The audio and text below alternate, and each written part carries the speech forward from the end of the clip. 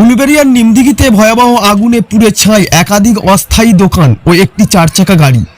সূত্র মারফত জানা যায়, বুধবার রাত 9:30 নাগাদ নিমদিঘিতে আবর্জনা স্তূপে আগুন লাগে এবং সেই আগুন দ্রুত ছড়িয়ে পড়ে।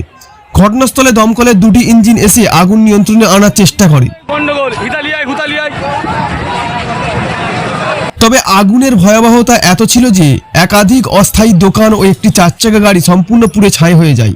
তবে হতাহতের কোনো খবর নেই।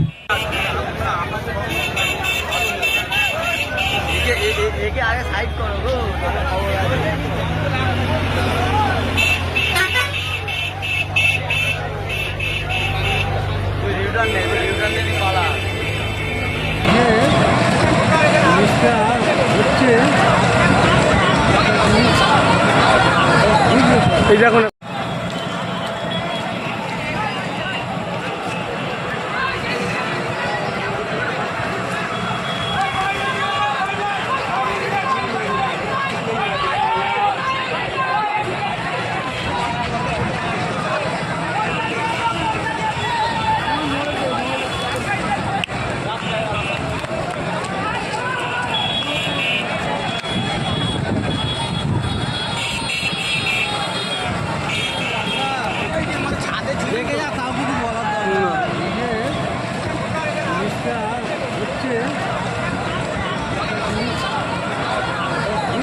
এই দেখুন